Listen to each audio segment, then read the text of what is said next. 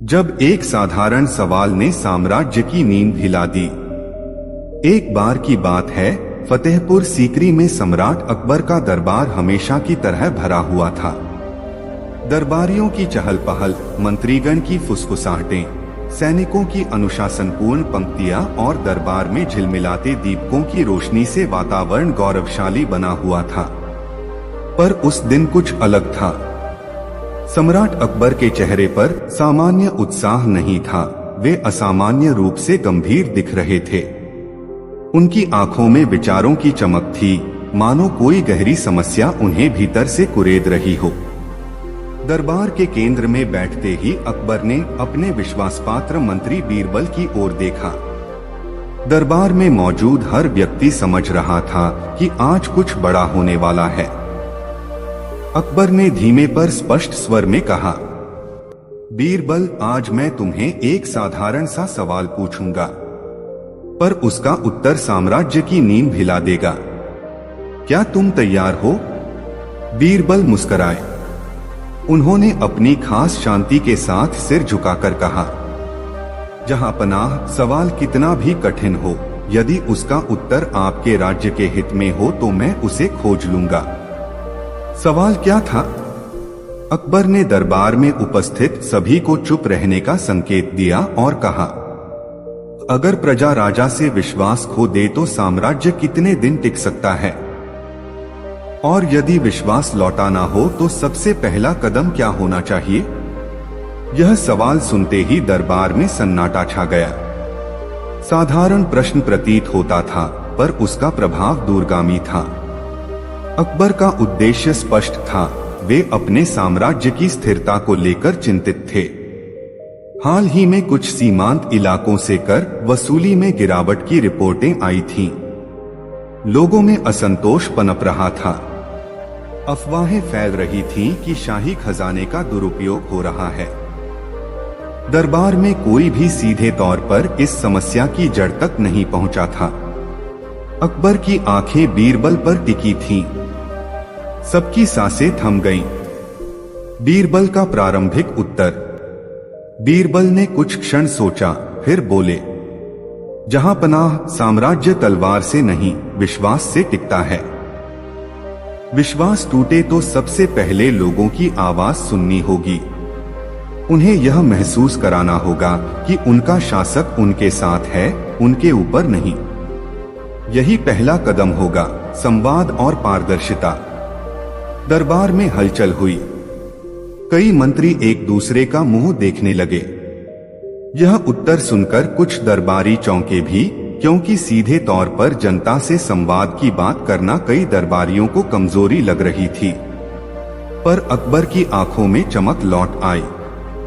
वे बोले, पर संवाद कहां से शुरू होगा?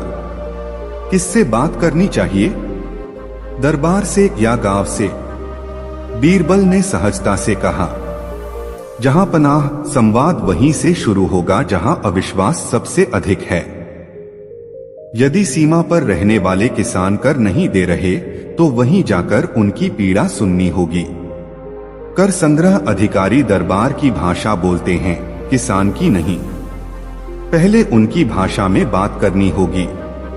अकबर ने गहरी सांस ली।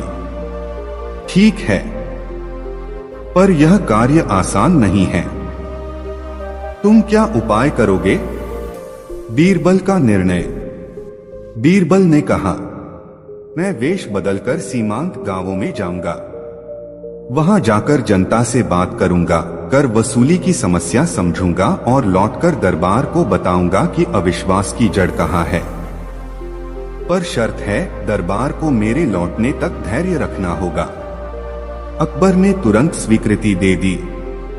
जाओ बीरबल, तुम्हारे ऊपर मेरा विश्वास है। यदि यह समाधान निकला तो साम्राज्य मजबूत होगा। दरबार समाप्त हुआ, पर हर व्यक्ति इस अनूठे मिशन के बारे में चर्चा करने लगा। कुछ ने कहा, यह तो पागलपन है, कुछ ने कहा, यही उपाय है, पर बीरबल ने किसी की परवाह नहीं की। अगले ही दिन वह साधारण कपड़े पहनकर अपने साथ केवल 2 विश्वस्त सेवकों के साथ सीमांत गांवों की ओर निकल पड़ा। सीमांत की सच्चाई। गांव पहुंचते ही बीरबल ने जाना कि कर न देने के पीछे कई कारण थे।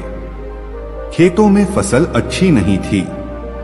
कर वसूलने वाले अधिकारी रिश्वत लेकर गरीब किसानों से जबरन कर वसूलते थे। कई परिवारों के पुरुष दूर युद्ध में मारे जा चुके थे। महिलाएं अपने बच्चों को पाल रही थीं और ऊपर से दरबार तक उनकी आवाज पहुंचती ही नहीं थी। एक गांव में बीरबल ने देखा कि कर अधिकारी एक विधवा से दुगुना कर वसूल रहा था। बीरबल ने गांव वालों के बीच बैठकर उनकी समस्याएं सुनी। धीरे धीरे विश्वास का पुल बनना शुरू हुआ। लोग पहले झिझके, फिर बोले, हम कर देना चाहते हैं पर पेट खाली है। हमारे पास खेत हैं पर सिंचाई नहीं। हमारे बच्चों को इलाज नहीं मिल रहा। बीरबल ने हर समस्या नोट की। उन्होंने ग्राम पंचायत बुलाकर समझाया, यदि तुम एकजुट होकर अपनी पीड़ा बताओगे तो दरबार को मदद करनी ही होगी, लेकिन तुम में से कोई रिश्वत नहीं देगा। मैं लौटकर स्वयं यह सब जहांपनाह तक पहुंचाऊंगा। गांव वालों ने उसकी बातों में भरोसा करना शुरू किया। एक बूढ़े किसान ने कहा, तुम राजा के आदमी लगते हो पर तुम हमारे साथ बैठते हो, यही भरोसा चाहिए। दरबार में रिपोर्ट। कई सप्ताह बाद बीरबल लौट आया। दरबार में सभी उसकी प्रतीक्षा कर रहे थे। अकबर ने उत्सुकता से पूछा, बीरबल क्या पाया तुमने? बीरबल ने क्रमवार हर बात रखी।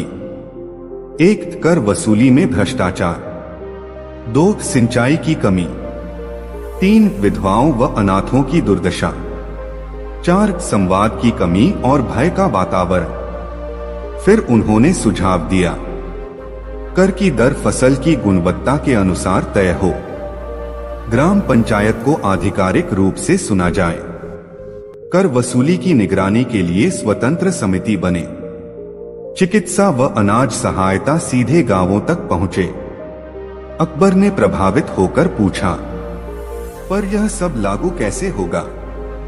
दरबार में विरोध होगा।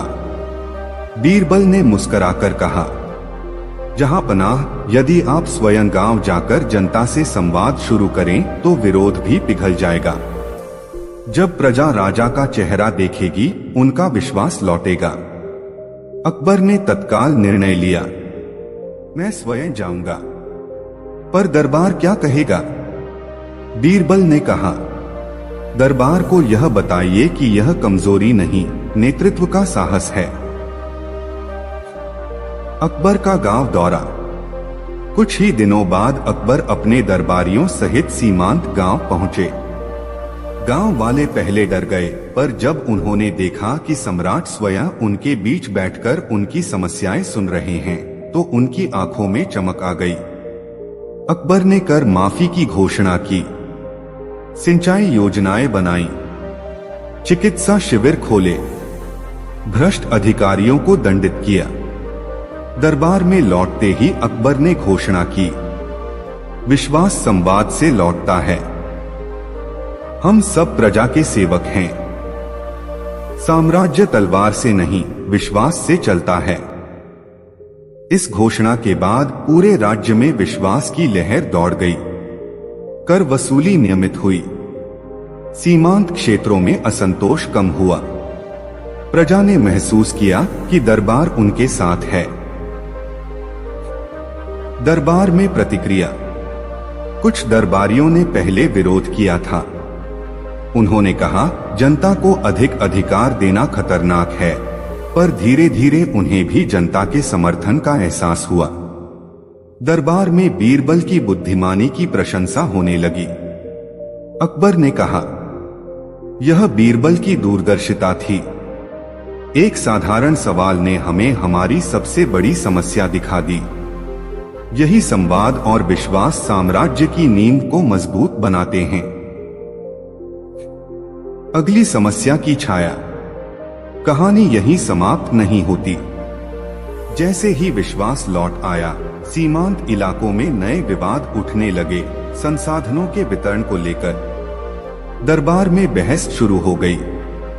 कुछ लोग अधिक अधिकार चाहते थे, कुछ पुराने ढांचे में बने रहना चाहते थे। अकबर ने बीरबल से पूछा, अब अगला कदम क्या हो? बीरबल मुस्कुराए, जहां पनाह, जब विश्वास लौट आता है तो उसके साथ जिम्मेदारी भी आती है। अगला सवाल होगा, जब जनता स्वयं निर्णय लेना चाहती है तो राज्य को उसकी आवाज का सम्मान कैसे करना चाहिए, यही अगली चुनौती है। यह कहानी हमें सिखाती है कि सत्ता की ताकत केवल सैन्य बल से नहीं, बल्कि विश्वास और संवाद से टिकती है। यदि प्रजा की आवाज सुनी जाए और उनके साथ मिलकर समाधान खोजे जाए तो सबसे बड़े संकट भी अवसर में बदल सकते हैं। एक साधारण सवाल से साम्राज्य की दिशा बदल सकती है। बस आवश्यक है ईमानदारी, धैर्य और जनता से जुड़ने का साहस। अगली नई कहानी। जब शाही हंसिया ने दरबार में हड़कंप मचा दिया। एक बार की बात है, फतेहपुर सीकरी का दरबार अपने पूरे वैभव के साथ सजा हुआ था। सम्राट अकबर का दरबार हमेशा की तरह चमकदार था। रंग बिरंगे पर्दे, चमकते गलीचे, महकते इत्र और दरबारियों की चतुर मुस्कानें। पर उस दिन दरबार में कुछ ऐसा हुआ जिसने सबको हक्का बक्का कर दिया। सुबह का समय था। दरबार में नित्य की तरह कविता, शास्त्र और राजनीति पर चर्चा चल रही थी। तभी शाही सेवक एक बड़ा सा मखमली डिब्बा लेकर आया। सभी की जिज्ञासा बढ़ गई। अकबर ने पूछा, यह क्या है? किसने भेजा है? सेवक ने झुककर कहा, जहां पनाह, यह दरबार के लिए विशेष उपहार है। सीमांत प्रांत के एक किसान ने भेजा है। अकबर ने इशारा किया और डिब्बा खुलवाया गया। अंदर से एक चमकदार हंसिया निकली, चांदी की धार वाली, सोने की नक्काशी से सजी हुई। उसकी मूठ पर रत्न जड़े थे।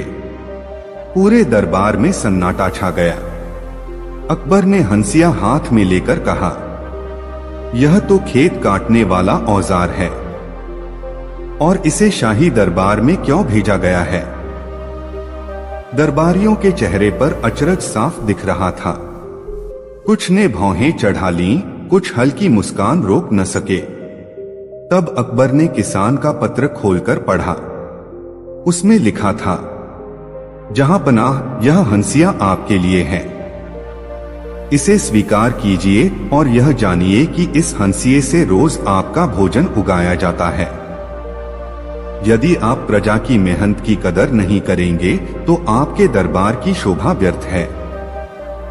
दरबार में खलबली मच गई। यह तो सीधे शाही प्रतिष्ठा पर चोट थी। कई दरबारी नाराज हो उठे। उन्होंने कहा, ऐसी धृष्टता, किसान की हिम्मत कैसे हुई? अकबर ने हाथ उठाकर सबको शांत किया। उनकी आंखों में विचार की चमक थी। वे बोले, यह हंसिया केवल एक औजार नहीं है, यह हमारी प्रजा की मेहनत का प्रतीक है।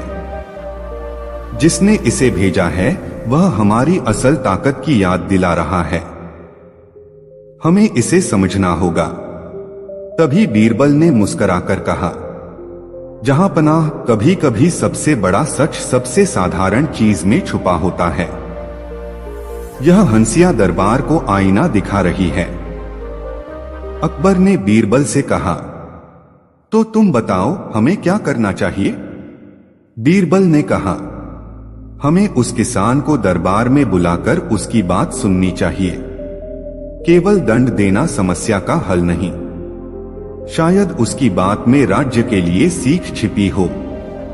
अकबर ने तुरंत आदेश दिया कि किसान को सम्मान सहित दरबार में बुलाया जाए। किसान का दरबार में आना। कुछ ही दिनों में वह किसान दरबार में लाया गया। उसका चेहरा धूप में तपकर काला हो गया था, पर उसकी आंखों में ईमान की चमक थी। उसने दरबार में प्रवेश करते ही सिर झुकाकर सलाम किया। अकबर ने स्नेहपूर्वक पूछा, तुमने यह हंसिया क्यों भेजा? किसान ने बिना घबराए कहा, जहां पनाह, खेत में हम जो अनाज उगाते हैं वही आपके महलों की थाली तक पहुंचता है। पर कई बार ऐसा होता है कि हम कर देते हैं पर फिर भी भूखे रहते हैं। हमें लगा कि आपको हमारी मेहनत की असली कीमत याद दिलाना जरूरी है। यह हंसिया उस मेहनत का प्रतीक है। दरबार में एक बार फिर सन्नाटा छा गया। अकबर की आंखों में करुणा भर आई। उन्होंने किसान से कहा, तुम्हारी बात ने मेरे हृदय को छू लिया। तुम्हारी मेहनत के बिना यह साम्राज्य अधूरा है। हम तुम्हारी बात सुनेंगे और सुधार करेंगे। बीरबल ने आगे कहा, जहां पनाह, यदि आप चाहें तो प्रजा से संवाद शुरू कर सकते हैं। उन्हें यह महसूस होगा कि उनका श्रम सम्मानित है। अकबर ने तत्काल आदेश दिया, कर वसूली में न्याय लागू होगा। गरीब किसानों को बीज, सिंचाई और अनाज सहायता दी जाएगी। दरबार समय समय पर गांवों में जाकर जनता की समस्याएं सुनेगा। किसान की आंखों में आंसू आ गए। उसने कहा, जहां पनाह, आपने हमारी आवाज सुनी, यही हमारे लिए सबसे बड़ा पुरस्कार है। दरबार में प्रतिक्रिया। दरबारियों में मिश्रित प्रतिक्रिया हुई। कुछ ने कहा, राजा की उदारता से जनता अनुशासन में रहेगी। कुछ ने आशंका जताई, यदि जनता को ज्यादा अधिकार दिया तो नियंत्रण मुश्किल होगा। पर बीरबल ने मुस्कुराकर कहा, जहां पनाह, विश्वास से बड़ा कोई नियंत्रण नहीं। जो प्रजा खुद राजा का साथ देना चाहे वही स्थायी शक्ति है। अकबर ने यह सुनते ही निर्णय लिया कि हर महीने दरबार का एक दिन जनता की समस्याओं के लिए समर्पित होगा। इससे प्रजा और शाही दरबार के बीच विश्वास का पुल बनेगा। हंसिया का प्रतीक। उस दिन से वह हंसिया महल में एक विशेष स्थान पर रख दी गई। दरबार में आने वाले हर व्यक्ति को उसकी कहानी सुनाई जाती। यह दरबार की ताकत नहीं बल्कि प्रजा की मेहनत का सम्मान बन गई। धीरे धीरे पूरे राज्य में संदेश फैल गया कि सम्राट अपनी प्रजा के साथ खड़ा है। कर वसूली बढ़ी, अपराध घटे और किसान खुशहाल हुए। इस कहानी से यह सीख मिलती है कि राज्य की असली ताकत उसकी प्रजा की मेहनत है। यदि शासक अपनी प्रजा की आवाज सुनने का साहस रखे और उनके श्रम का सम्मान करे तो राज्य मजबूत बनता है। कभी कभी सबसे साधारण वस्तु जैसे एक हंसिया सबसे गहरी सच्चाई उजागर कर देती है। नेतृत्व का अर्थ केवल शासन करना नहीं बल्कि जनता के साथ सहानुभूति और संवाद स्थापित करना है। यही विश्वास साम्राज्य को स्थायी बनाता है। अगली नई कहानी। जब दरबार में गूंजा एक अनजाना गीत और सबकी सोच उलझ गई। एक बार की बात है, फतेहपुर सीकरी के शाही महल में दोपहर का समय था। सम्राट अकबर अपने दरबार में बैठकर राज्य की नीति पर विचार कर रहे थे। बीरबल, तानसेन, मंत्रीगण, कवि और विद्वान आसपास विराजमान थे। दरबार की शांति मानो एक गंभीर विचार में डूबी हुई थी। तभी बाहर से एक मधुर स्वर सुनाई दिया, एक ऐसा गीत जिसे सुनते ही सभी की भौहें तन गईं, सभी की आंखें दरवाजे की ओर उठ गईं। गीत की आवाज इतनी मोहक थी कि दरबार का वातावरण जैसे थमसा गया। अकबर ने हाथ उठाकर इशारा किया, यह कौन गा रहा है? तुरंत उसे अंदर बुलाया जाए। कुछ ही क्षणों में एक साधारण वेशधारी युवक दरबार में लाया गया। उसका पहनावा मिट्टी से सना हुआ था, पैर धूल में लिपटे थे, पर चेहरा शांत और आत्मविश्वासी। उसने झुककर सलाम किया। अकबर ने पूछा, तुम कौन हो? यह मधुर गीत कहां से लाए? युवक ने विनम्रता से कहा, जहां पनाह, मैं एक साधारण गायक हूं। जंगल में बैठकर स्वर साधना करता हूं। जो गीत आपने सुना वह उसी साधना का परिणाम है। मैंने उसे आपके दरबार की महिमा सुनाकर आपके चरणों में अर्पित किया है। दरबार में हलचल मच गई। कई दरबारी एक दूसरे को देखने लगे। तानसेन स्वयं चौंक उठे। उन्होंने पूछा, तुम्हें संगीत की शिक्षा किसने दी? कौन सा राग है यह? युवक ने सिर झुकाकर कहा, महाराज, मैं गुरुहीन हूं। न कोई शिष्य परंपरा, न कोई संगीत विद्यालय। मैंने प्रकृति से, पक्षियों की चहचहाहट से, बहती नदी की ध्वनि से संगीत सीखा है। वही मेरा गुरु है। यह सुनते ही दरबार में विस्मय और संदेह दोनों फैल गए। कुछ दरबारी बड़बड़ाए, संगीत बिना गुरु के कैसे संभव है? यह छलावा है। अकबर ने गंभीरता से कहा, बीरबल, तुम्हारा क्या विचार है? बीरबल मुस्कुराए, जहां पनाह, कभी कभी प्रतिभा किसी दरबार या विद्यालय की मोहताज नहीं होती। प्रकृति स्वयं गुरु बन जाती है। यदि राजा अपनी आंखें खोलकर देखे तो उसे ऐसे ही रत्न मिलते हैं जिन्हें वह खो बैठता है। अकबर ने निर्णय लिया, इस युवक को यहां रहने दो।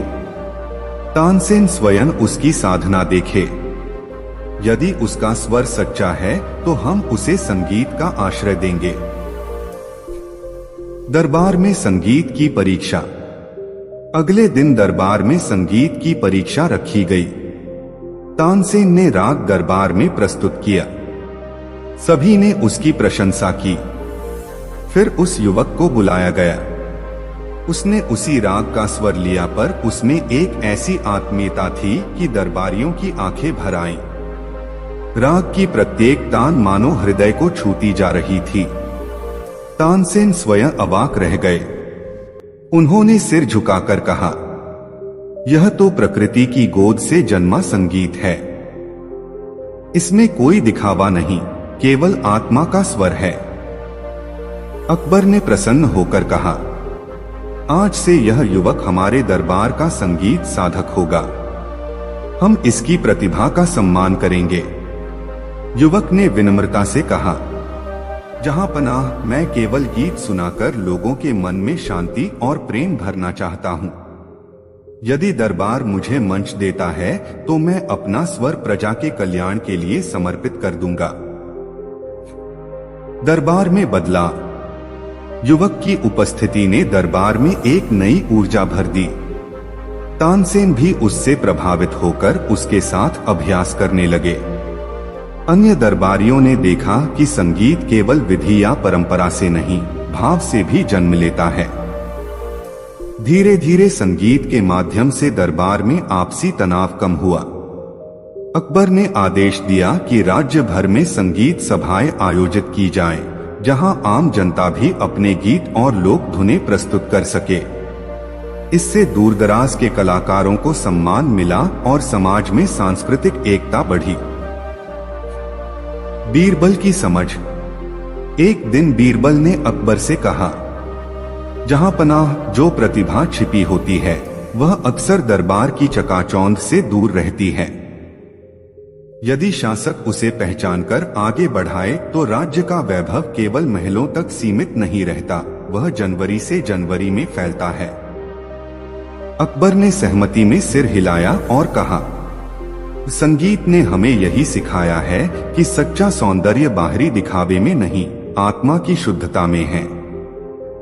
हमें अपनी प्रजा की छिपी हुई प्रतिभाओं को खोजने का प्रयास करना चाहिए। प्रजा पर असर। कुछ ही महीनों में राज्य के विभिन्न हिस्सों से कलाकार दरबार में आने लगे। लोकगीत, भजन, नृत्य, कथाएं, सबका स्वागत किया जाने लगा। इससे प्रजा का राजा पर विश्वास और बढ़ा। लोग गर्व से कहने लगे, हमारे राजा हमारी कला का मान करते हैं। दरबार की संस्कृति अधिक जीवंत, सजीव और प्रेरक हो गई। इस कहानी से यह सीख मिलती है कि असली प्रतिभा किसी पद, संपत्ति या औपचारिक शिक्षा की मोहताज नहीं होती। यदि नेतृत्व खुले मन से हर आवाज को सुनने और स्वीकार करने को तैयार हो तो समाज में छिपी ऊर्जा उजागर हो जाती है। एक साधारण गायक का गीत पूरे दरबार की सोच बदल सकता है, क्योंकि सच्चा सौंदर्य आत्मा की सच्चाई में छिपा होता है, न कि बाहरी आडंबर में। शासक का दायित्व है कि वह ऐसे रत्नों को पहचान कर उन्हें मंच दे, ताकि समाज में एकता, प्रेरणा और विश्वास बढ़े। अगली कहानी। जब एक किसान की मुस्कान ने शाही आदेश बदलवा दिया। एक बार की बात है, फतेहपुर सीकरी में सम्राट अकबर का दरबार हमेशा की तरह सज-धज कर तैयार था। सुबह का सूरज जैसे लाल पीले रंग में महल की दीवारों को चमका रहा था। दरबार में मंत्रियों की फुसफुसाहट, सैनिकों की चौकसी और कलाकारों की तैयारी सब एक नियमित क्रम में चल रही थी। पर उस दिन दरबार में एक ऐसी घटना घटी जिसने सबको सोचने पर मजबूर कर दिया। उस दिन सीमा प्रांत से कई किसानों को कर संबंधी शिकायत लेकर दरबार में बुलाया गया था। कई गांवों से प्रतिनिधि आए थे, कुछ थके हुए, कुछ नाराज, कुछ निराश। कर अधिकारियों द्वारा कठोर वसूली के कारण वे परेशान थे। उनके कपड़े धूल से सने थे, चेहरों पर चिंता की लकीरें साफ थीं।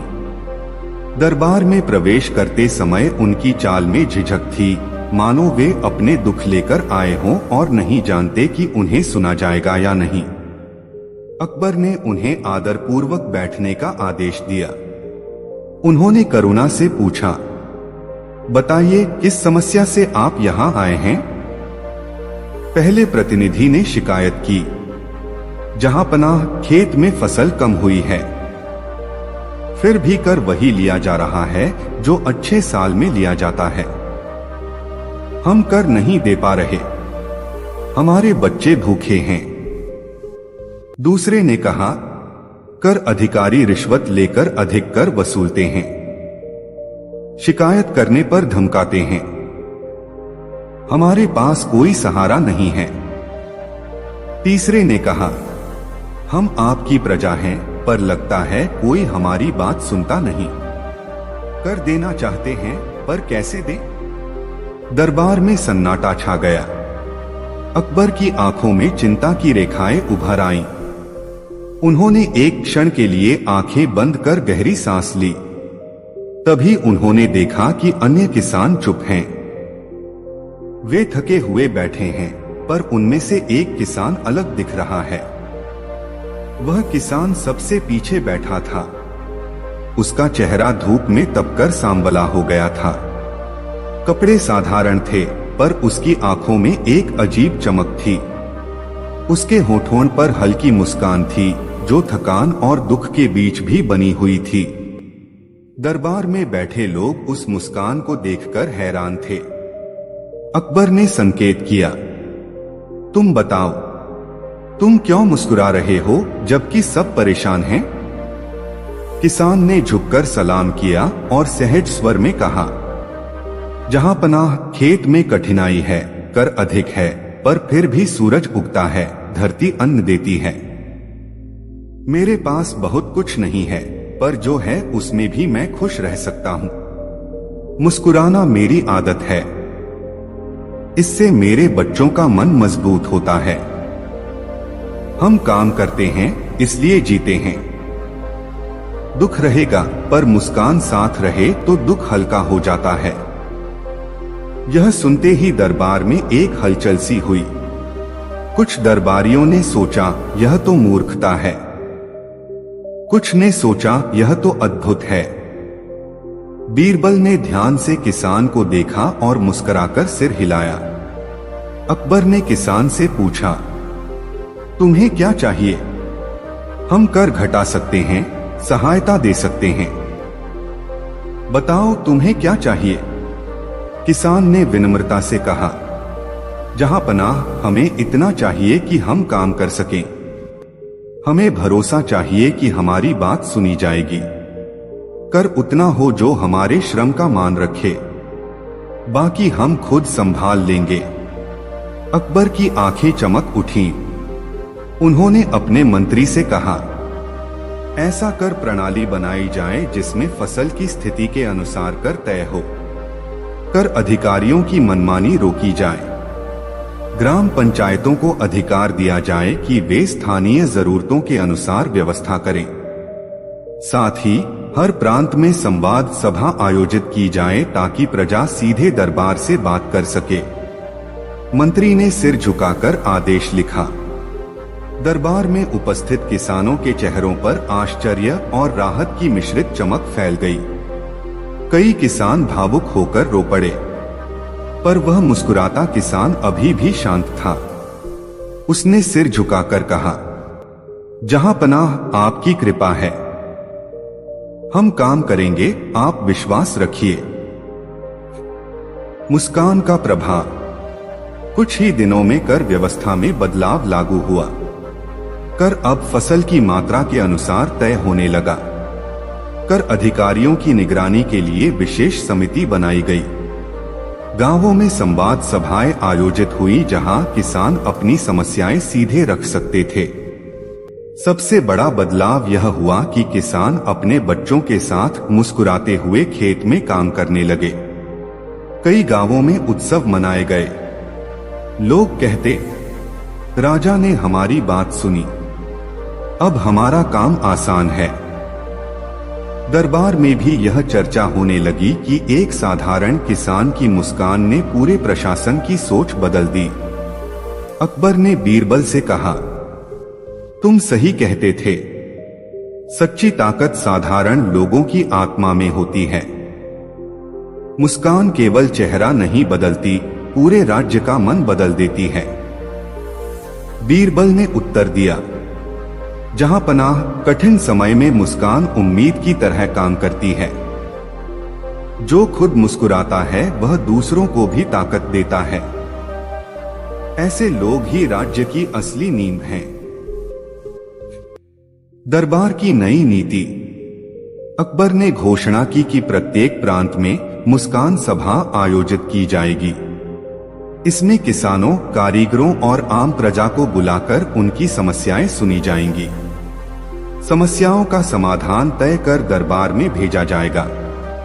इस योजना से कर वसूली में पारदर्शिता आई, भ्रष्टाचार कम हुआ और लोगों का विश्वास बढ़ा। दरबार में कलाकारों ने भी किसान की मुस्कान पर गीत और कविताएं रची। यह मुस्कान राज्य की प्रेरणा बन गई। किसान की वापसी। कुछ महीनों बाद वही किसान पुनः दरबार में बुलाया गया। अब उसका चेहरा और उजला था। उसके साथ उसके बच्चे भी थे जो स्वस्थ और खुश दिखाई दे रहे थे। अकबर ने कहा, तुम्हारी मुस्कान ने हमें नया रास्ता दिखाया। बताओ अब कैसा है जीवन? किसान ने मुस्कुराकर कहा, जहां पनाह अब हमारे खेत हरे हैं, घर में अन्न है, बच्चों की हंसी गूंजती है। हमें विश्वास है कि जब समस्या आएगी तो दरबार हमारी बात सुनेगा। यही सबसे बड़ी मदद है। अकबर ने उसका हाथ पकड़कर कहा, तुमने हमें सिखाया कि मुस्कान केवल मन का भाव नहीं, नेतृत्व का आधार है। दरबार में उपस्थित सभी ने तालियां बजाईं। बीरबल ने कहा, जहां पनाह, यही वह सरल सत्य है जो जटिल व्यवस्थाओं को बदल सकता है। कठिन समय में मुस्कान मनुष्य को भीतर से मजबूत बनाती है। सच्ची मुस्कान आत्मविश्वास और आशा का प्रतीक है। एक साधारण किसान की मुस्कान ने दिखाया कि समस्याएं जितनी भी बड़ी हों, भरोसा और सकारात्मक दृष्टि से उनका समाधान संभव है। नेतृत्व का आधार विश्वास और संवाद है। मुस्कान से बदलाव की शुरुआत होती है। अगली नई कहानी। जब रहस्यमयी दीपक ने पूरे राज्य की दिशा बदल दी। एक बार की बात है, फतेहपुर सीकरी में सम्राट अकबर का दरबार हमेशा की तरह सजीव था। सुबह की किरणें महल की दीवारों पर गिरती तो मानो सोने की परत चढ़ गई हो। दरबार में मंत्री, सेनापति, कवि, पंडित और कलाकार अपनी अपनी जगह बैठकर राज्य की नीति, युद्ध, कृषि, व्यापार और संस्कृति पर चर्चा कर रहे थे। वातावरण में गंभीरता और अनुशासन था, पर उस दिन एक अजीब सा उत्साह भी था। दरबार में चर्चा चल रही थी कि सीमांत क्षेत्रों में रात के समय कुछ रहस्यमय घटनाएं हो रही हैं। लोग कह रहे थे कि जंगल के बीच एक चमकता दीपक दिखाई देता है जो बिना हवा के झिलमिलाता रहता है। कुछ दरबारी इसे अंधविश्वास मान रहे थे, कुछ कह रहे थे कि शायद यह कोई चमत्कार है। अकबर ने सबकी बातें ध्यान से सुनी और आदेश दिया कि इसका पता लगाया जाए। तभी बीरबल ने मुस्कुराकर कहा, जहां पनाह रहस्य चाहे जितना गहरा हो, समाधान धैर्य और समझ से ही मिलता है। यदि अनुमति हो तो मैं स्वयं जाकर इसका पता लगाऊं। अकबर ने तुरंत अनुमति दे दी। दरबार में कई लोग चकित थे। बीरबल ने कहा, मैं किसी सैनिक या अधिकारी के साथ नहीं जाऊंगा। मैं सामान्य कपड़े पहनकर जंगल की ओर जाऊंगा ताकि लोग डरे नहीं और सच सामने आ सके। अगले ही दिन बीरबल ने साधारण कपड़े पहने। एक छोटी सी पोटली, एक लोटा पानी और कुछ सूखे फल लेकर वह अकेला जंगल की ओर निकल पड़ा। जंगल के रास्ते घने थे। कभी पक्षियों की आवाज सुनाई देती, कभी झाड़ियों की सरसराहट। वह दिन भर चलता रहा। सांझ ढलते ढलते वह एक खुले मैदान में पहुंचा। वहां दूर एक चमकती रोशनी दिखाई दी। दीपक जैसे बिना किसी स्टैंड के हवा में झिलमिला रहा था। बीरबल ने ध्यान से देखा। दीपक स्थिर था, मानो किसी अदृश्य हाथ ने उसे थाम रखा हो। वह धीरे धीरे पास गया। वहां पहुंचकर देखा कि एक छोटा पत्थरों का चबूतरा है, उसके ऊपर दीपक रखा है। आसपास कोई नहीं, हवा नहीं, फिर भी लौ स्थिर। बीरबल ने दीपक के पास जाकर हाथ बढ़ाया। लौ कांपी नहीं। उसने दीपक के नीचे देखा। वहां पत्थरों की दरार में एक पतली नली जैसी चीज थी। उसने ध्यान से देखा तो समझ गया कि कोई विशेष युक्ति है जिससे लौ स्थिर रखी गई है। आसपास कुछ जड़ी बूटियां रखी थीं जो हल्की गंध छोड़ रही थीं। शायद तेल में कोई खास पदार्थ मिलाया गया था। बीरबल मुस्कुराया। वह समझ गया कि यह कोई चमत्कार नहीं बल्कि मनुष्य की बुद्धि का खेल है। उसने पत्थरों के पीछे झांका तो वहां एक छोटा सा कुटिया जैसा स्थान दिखा। उसमें एक वृद्ध साधु बैठा था। साधु की आंखें शांत थीं। बीरबल ने प्रणाम किया। साधु ने आंखें खोलते हुए कहा, आओ पुत्र, तुम्हें दीपक ने यहां बुलाया है। क्या जानना चाहते हो? बीरबल ने विनम्रता से कहा। महात्मन, दरबार में चर्चा है कि यह दीपक कोई रहस्य है।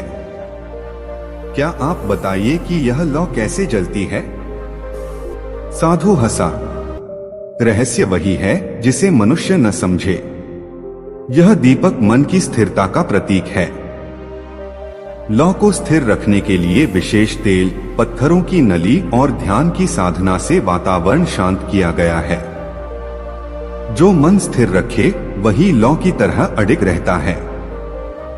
इसे देखकर लोग चमत्कार समझते हैं, पर यह साधना है।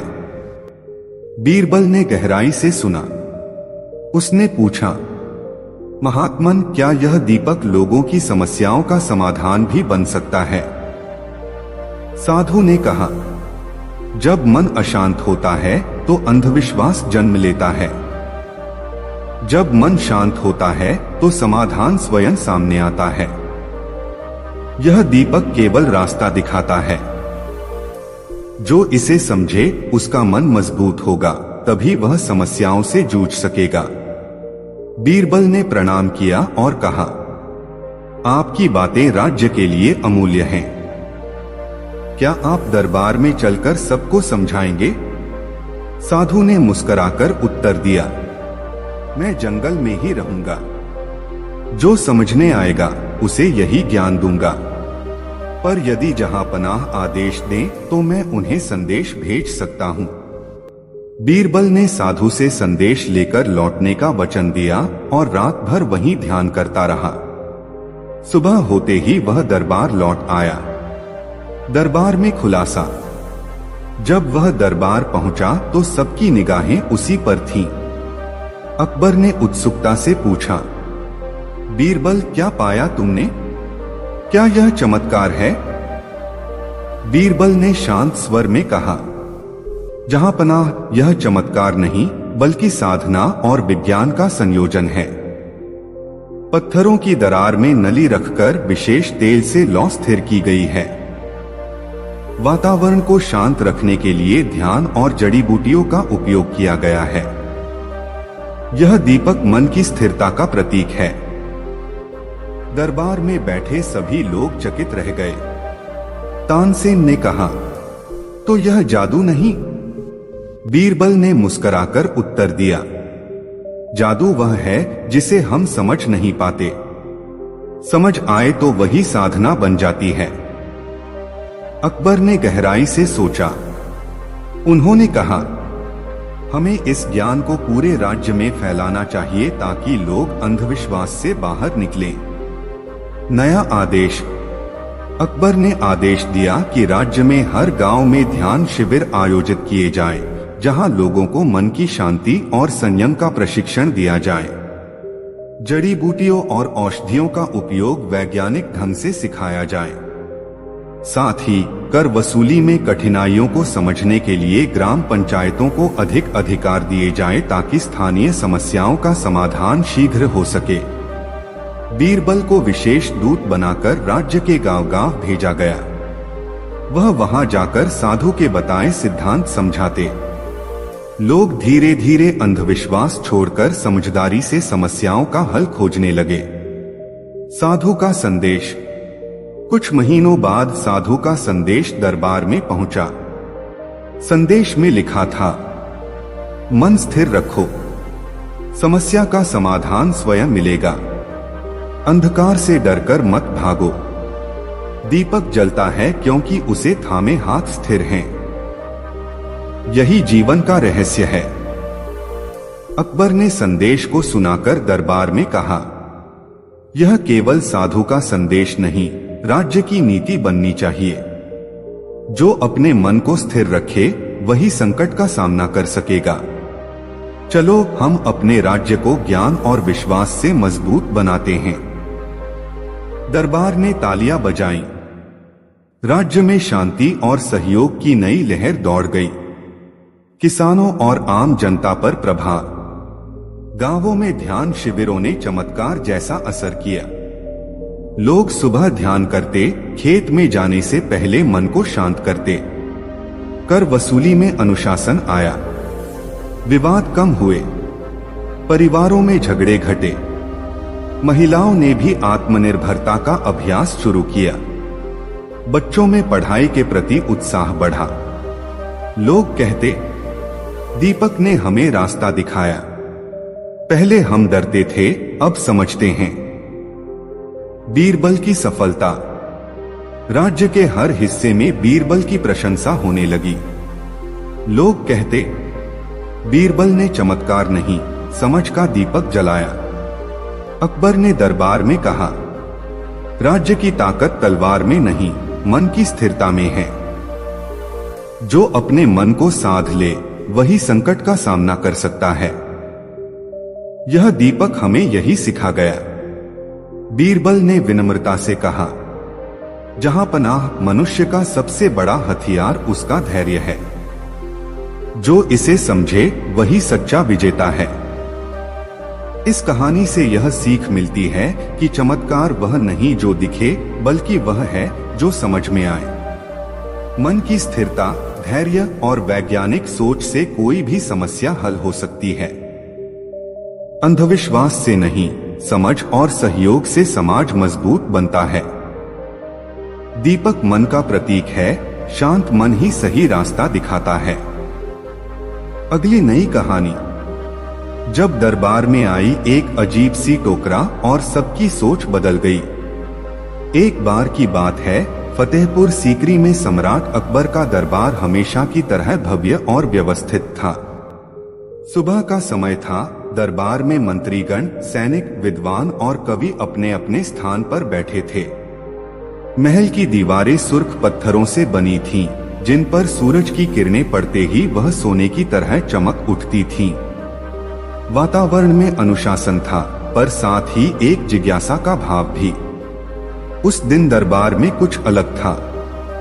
दरवाजे पर अचानक शाही प्रहरी ने सूचना दी, जहां पनाह, एक अजीब सा टोकरा आया है। उसके भीतर क्या है कोई नहीं जानता। अकबर ने तुरंत आदेश दिया, टोकरा अंदर लाया जाए। कुछ ही क्षणों में एक साधारण लकड़ी का टोकरा दरबार के बीचों बीच रख दिया गया। टोकरा ऊपर से ढका हुआ था। उसके किनारे पुराने रस्सी से बंधे थे। सभी दरबारी हैरानी से देखने लगे।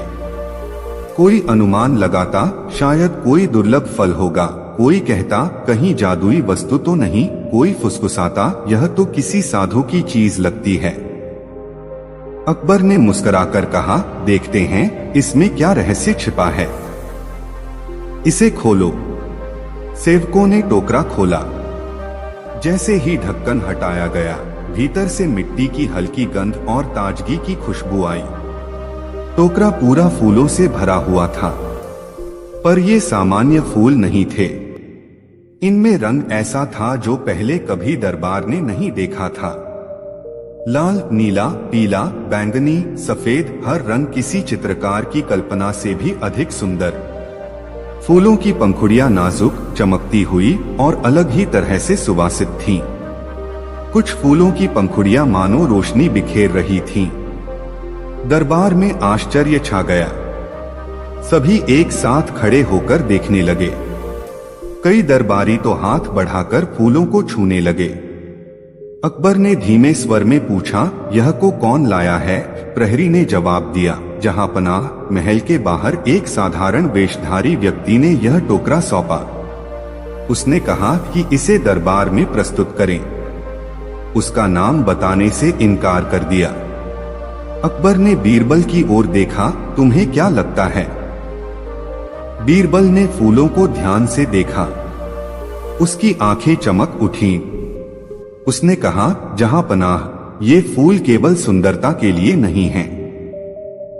इनमें एक संदेश छिपा है। प्रकृति स्वयं अपनी भाषा में बोलती है। शायद यह टोकरा किसी किसान या साधक का उपहार है, जो यह बताना चाहता है कि जीवन में सुंदरता भी आवश्यक है। दरबार में बैठे कुछ दरबारी असहज हो उठे। उन्होंने कहा, राज्य में युद्ध, कर और राजनीति की समस्याएं हैं।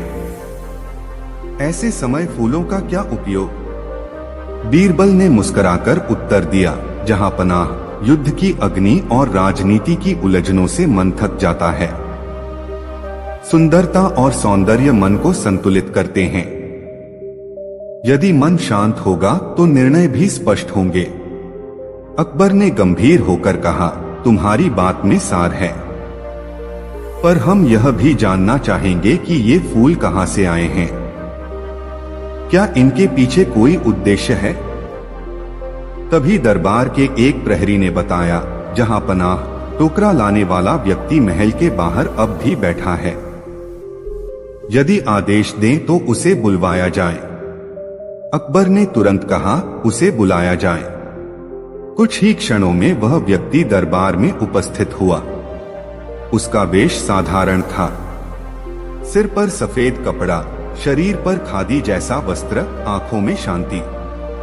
वह झुककर अकबर को प्रणाम कर बोला, जहां पनाह, मैं कोई बड़ा व्यक्ति नहीं। मैं जंगलों के आसपास रहने वाला एक साधारण बागवानी करने वाला किसान हूं। ये फूल मेरे खेत में उगे हैं। मैंने सोचा कि इन्हें दरबार में प्रस्तुत करूं ताकि राजा और उसके लोग इन्हें देखकर याद करें कि धरती की गोद में कितनी सुंदरता छिपी है। दरबार में कुछ क्षणों का मौन छा गया। कई दरबारी चकित थे।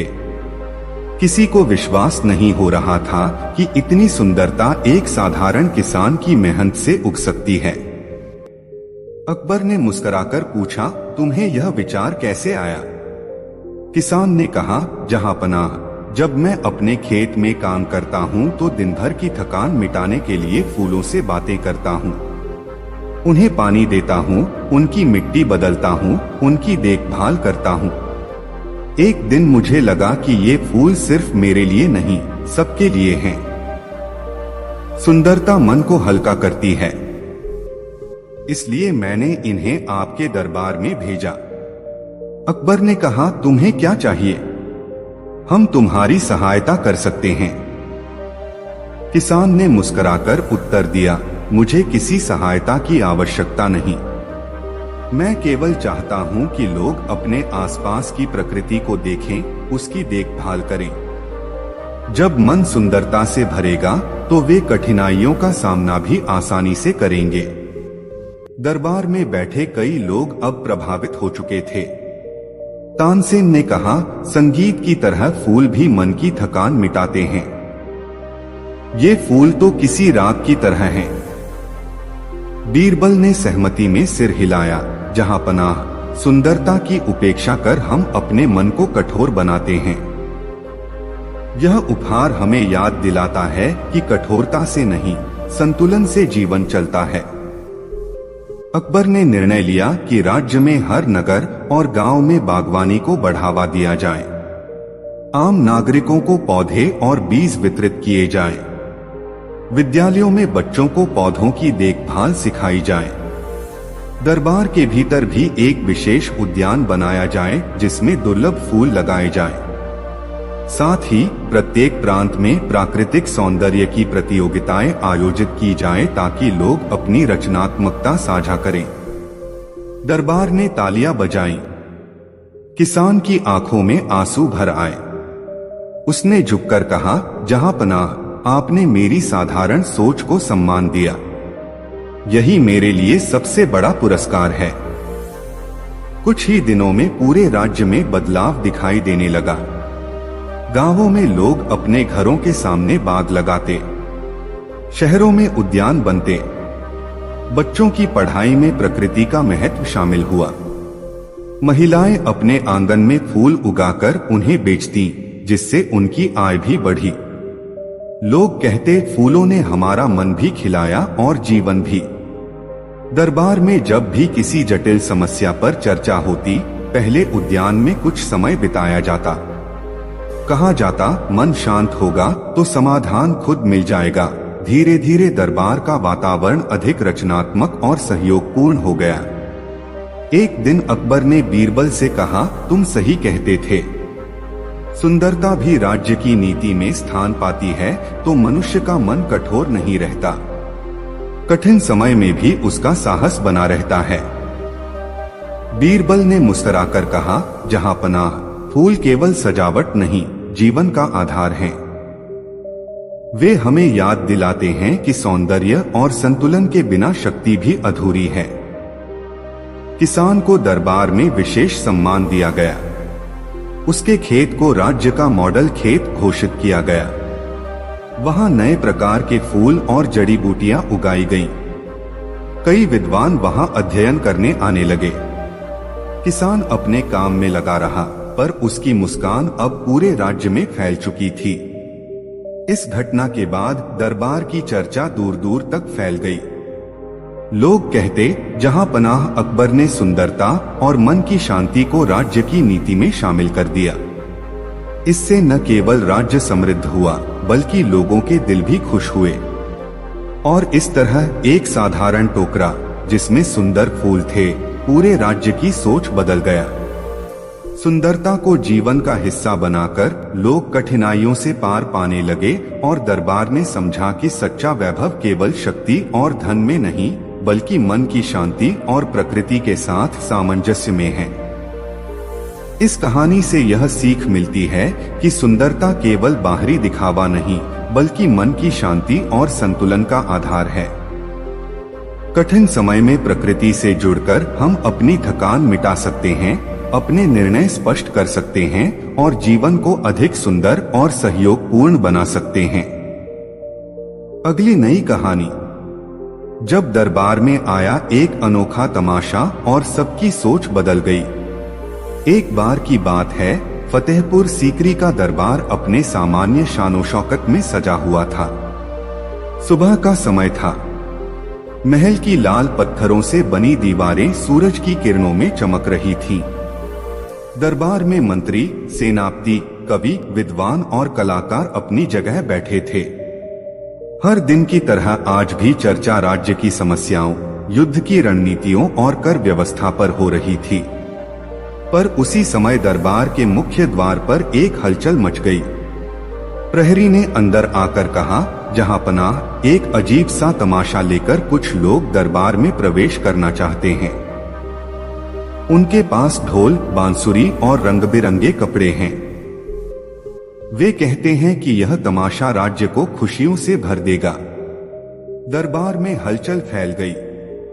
कुछ दरबारी मुस्कुराए, कुछ ने भौहें चढ़ाई। सेनापति ने फुसफुसाकर कहा, राज्य में पहले ही कई समस्याएं हैं, अब तमाशों की क्या आवश्यकता। अकबर ने शांत स्वर में कहा, उन्हें बुलाओ, देखें कि वे क्या लेकर आए हैं। दरबार में नई चीजें देखने से ही तो हम सीखते हैं। कुछ ही क्षणों में दरबार का द्वार खुला और कई लोग रंग बिरंगे परिधान पहनकर अंदर आए। उनके सिर पर अलग अलग आकार की टोपी, गले में मनके, हाथ में ढोल और बांसुरी थी। उनके साथ नर्तक, जोकर, कलाबाज और जादूगर भी थे। वे एक अजीब सी ऊर्जा लेकर दरबार में प्रवेश कर रहे थे। उनके चेहरों पर आत्मविश्वास और उत्साह स्पष्ट दिख रहा था। दरबार में उनकी एंट्री होते ही हलचल और बढ़ गई। सभी दरबारी उत्सुक होकर देखने लगे। कुछ बच्चों जैसे आश्चर्य से ताली बजाने लगे। कलाकारों की आंखें चमक उठीं, पर मंत्रीगण अभी भी संदेह में थे। अकबर ने पूछा, तुम कौन हो? क्या उद्देश्य लेकर आए हो? उनमें से सबसे बुजुर्ग व्यक्ति आगे बढ़ा। उसने झुककर कहा, जहांपनाह, हम दूर दराज के गांवों से आए हैं। हमारा उद्देश्य है लोगों के मन को हल्का करना, उन्हें हंसी और खेल के माध्यम से जीवन की कठिनाइयों से जूझने की ताकत देना। हम तमाशा दिखाते हैं ताकि लोग भूल जाएं कि उनके दुख कितने भारी हैं। हम रंग, संगीत और खेल के जरिए मन में आशा जगाते हैं। अकबर ने गहराई से उनकी आंखों में देखा, फिर मुस्कुराकर कहा, मनुष्य केवल तलवार और नीति से नहीं, मन की शक्ति से भी चलता है। तुम क्या तमाशा दिखाना चाहते हो? बुजुर्ग ने सिर झुकाकर कहा, यदि अनुमति हो तो हम यहाँ अपने कौशल से जीवन की कहानी दिखाएं। इसमें हंसी भी होगी, शिक्षा भी। अकबर ने आदेश दिया, आरंभ करो। तमाशे की शुरुआत। ढोल की थाप गूंज उठी। बांसुरी की धुन ने दरबार में रंग भर दिया। नर्तकों ने घूमते हुए अपने रंग बिरंगे कपड़े फैलाए। जोकरों ने मजाकिया हरकतें की। वे गिरते पड़ते, नाचते, हंसी उड़ाते और फिर उठते। उनके अभिनय में जीवन की समस्याएं छिपी थीं, गरीबी, झगड़ा, मेहनत, थकान, पर साथ ही हास्य, आशा और सहयोग की प्रेरणा भी। दरबार में बैठे लोग पहले हंसी रोक नहीं सके, फिर वे तालियों से गूंज उठे। एक जोकर ने मजाक में कहा, राजा भी कभी परेशान होता है, मंत्री भी थक जाता है और किसान भी रोता है, पर अगर हंसना छोड़ दें तो ये सब और भारी हो जाएगा। चलिए हंसी से दुख को हल्का करें। दरबार में बैठे सभी लोग ठहाकों से भर उठे। अकबर स्वयं मुस्कुरा उठे। बीरबल ने ताली बजाकर कहा, वाह, जीवन की सच्चाई इतनी सहजता से किसने कही होगी। फिर एक कलाबाज ने अद्भुत करतब दिखाया। वह बिना सहारे के ऊंचाई पर चढ़ा, संतुलन बनाकर हवा में घूमता रहा और फिर नीचे कूदकर झुक गया। उसकी आंखों में आत्मविश्वास था। उसने कहा, जीवन में संतुलन बनाना कठिन है, पर अभ्यास से सब संभव है। अकबर ने मंत्रियों की ओर देखा। उनके चेहरों पर गंभीरता के साथ प्रेरणा का भाव भी था। संवाद और संदेश। तमाशे के बीच कलाकारों ने जीवन की शिक्षा भी दी। उन्होंने दिखाया कि कैसे छोटे छोटे सहयोग से बड़े संकट टाले जा सकते हैं। एक नर्तक ने कहानी सुनाई कि कैसे गांव के लोग मिलकर तालाब की सफाई करते हैं तो पानी भरता है और खेत हरे होते हैं। दूसरा जोकर बताता है कि कैसे एक बूढ़े व्यक्ति की मदद से पूरा गांव संकट से निकलता है। हर प्रस्तुति के बाद वे कहते, हंसी केवल खेल नहीं, यह जीवन की ताकत है। जब हम साथ होते हैं तो संकट भी हल्का हो जाता है। दरबार में बैठे लोग गहराई से प्रभावित हो रहे थे। कई मंत्रियों की आंखें भीग गईं। सेनापति, जो हमेशा युद्ध की योजनाओं में उलझे रहते थे, पहली बार मुस्कुराते दिखे। तानसेन ने कहा, संगीत और खेल भी युद्ध जितने शक्तिशाली हैं, यदि मन को मजबूत करें। अकबर ने बीरबल से कहा, हमारे दरबार को केवल गंभीरता में नहीं, आनंद में भी संतुलन चाहिए। यह तमाशा हमें याद दिलाता है कि जीवन केवल समस्याओं का बोझ नहीं, उत्साह का उत्सव भी है। निर्णय। अकबर ने घोषणा की, आज से राज्य में हर नगर और गांव में आनंद शिविर आयोजित किए जाएंगे, जहां लोग एकत्र होकर खेल, संगीत, नृत्य और संवाद के माध्यम से मन का संतुलन बनाएं। राज्य की कठिनाइयों को मिलकर सुलझाया जाए। यह केवल मनोरंजन नहीं, जीवन की शिक्षा होगी। दरबार ने तालियों से स्वागत किया। कलाकारों को सम्मानित किया गया। उनके लिए विशेष स्थान तय किया गया। उन्हें सहायता भी दी गई ताकि वे अपनी कला को पूरे राज्य में फैला सकें। राज्य में बदलाव। कुछ ही दिनों में राज्य में आनंद शिविरों की शुरुआत हुई। लोग सुबह काम शुरू करने से पहले संगीत सुनते, शाम को खेलों में शामिल होते, बच्चों को नृत्य और गीत सिखाए जाते। महिलाएं समूह बनाकर कला के कार्यक्रम आयोजित करती। खेतों में काम करने वाले लोग एक दूसरे की मदद करते। धीरे धीरे गांवों में विवाद घटे, आपसी सहयोग बढ़ा। लोग कहते, हमें अपनी समस्याएं अकेले नहीं झेलनी, साथ मिलकर हल निकाल सकते हैं। दरबार में भी कामकाज का तरीका बदला। कठिन फैसलों से पहले कुछ समय ध्यान और संगीत में बिताया जाने लगा। इससे निर्णय स्पष्ट और शांतिपूर्ण होते गए। बीरबल का विचार। एक दिन बीरबल ने अकबर से कहा, जहां पनाह, यह तमाशा हमें सिखाता है कि मन की थकान हटे बिना कोई नीति सफल नहीं होती। आनंद, हास्य और सहयोग मन को संतुलित करते हैं। यही संतुलन कठिन समय में सबसे बड़ी ताकत है। अकबर ने मुस्कुराकर कहा, तुम सही कहते हो बीरबल। राजा का कर्तव्य केवल आदेश देना नहीं, जनता के मन की देखभाल करना भी है। जब मन शांत होगा तो राज्य स्वतः प्रगति करेगा। कलाकारों का प्रभाव। राज्य में कलाकारों की महिमा बढ़ गई। उनके कार्यक्रमों में दूर दूर से लोग आने लगे। उन्होंने जीवन की कहानियों के माध्यम से मन की ताकत का संदेश फैलाया। उनके गीतों में आशा की धुन थी। उनके नृत्य में ऊर्जा थी। उनके हास्य में सच्चाई की झलक थी। लोग कहने लगे, तमाशा केवल खेल नहीं, जीवन की शिक्षा है। हंसी से ही मन हल्का होता है और समाधान खुद सामने आता है। अंतिम संदेश। समय के साथ यह अनोखा तमाशा राज्य का हिस्सा बन गया। कठिन समय में भी लोग मुस्कुराकर एक दूसरे का साथ देते। दरबार की नीति में आनंद, कला और सहयोग का स्थान तय हो गया। अकबर ने यह मान लिया कि केवल शक्ति से राज्य नहीं चलता, मन की शांति और एकता से ही उसका आधार मजबूत होता है। इस तरह एक अनोखा तमाशा, जिसमें खेल, हास्य, संगीत और नृत्य थे, पूरे राज्य की सोच बदल गया। लोगों ने सीखा कि कठिनाइयों से लड़ने के लिए मन की ताकत आवश्यक है और आनंद उसका सबसे बड़ा साथी है।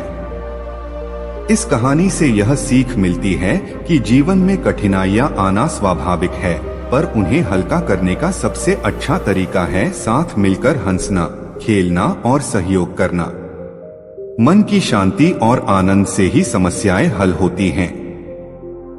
जो अपने मन को संतुलित रखे वही जीवन की हर चुनौती का सामना कर सकता है।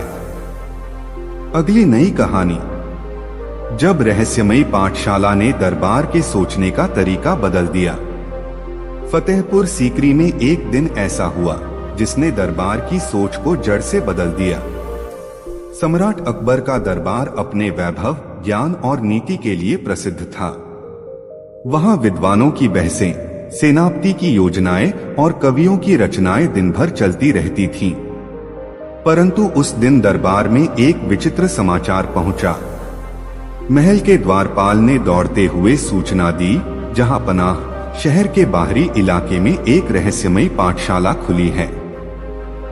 वहां कोई बड़ा भवन नहीं, बस कुछ मिट्टी के घर और खुले मैदान में बच्चों को पढ़ाया जा रहा है।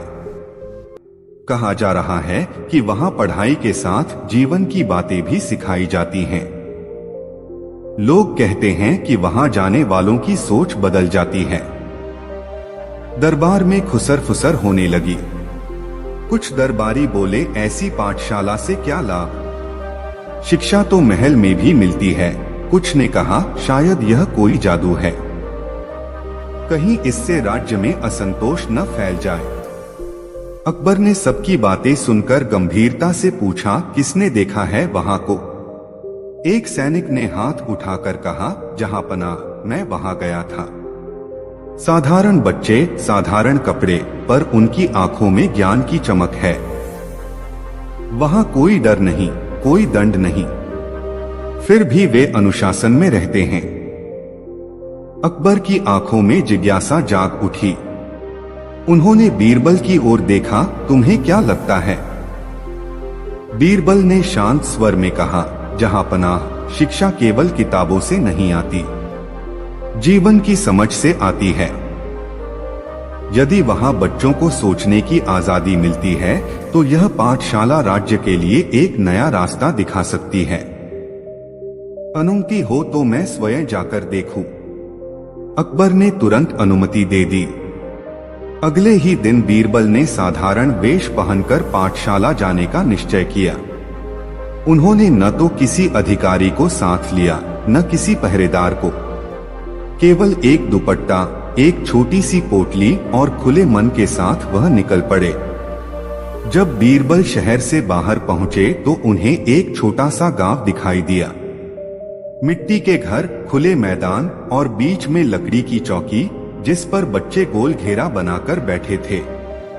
कोई किताब लेकर बैठा था, कोई मिट्टी में चित्र बना रहा था, कोई खेलते खेलते सवाल पूछ रहा था। कोई गुरु नहीं, कोई डांट नहीं, फिर भी अनुशासन अटूट। बच्चों के बीच एक युवती बैठी थी। वह बच्चों से खेल खेल में सवाल पूछ रही थी। अगर तुम किसी दोस्त को उदास देखो तो क्या करोगे? एक बच्चा बोला, मैं उसके साथ खेलूंगा। दूसरा बोला, मैं उसे हंसाने की कोशिश करूंगा। तीसरा बोला, मैं उसे बताऊंगा कि परेशानियां सबको आती हैं। युवती मुस्कुराई, बहुत अच्छे। देखो, यही जीवन की सीख है, किताब से नहीं, अनुभव से। बीरबल ने ध्यान से देखा। बच्चों के चेहरों पर आत्मविश्वास था। वे खुलकर बोल रहे थे।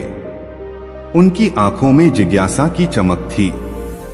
वहां कोई डर नहीं था, न कोई परीक्षा का दबाव, न कोई डांट फटकार। फिर भी शिक्षा अपने आप चल रही थी।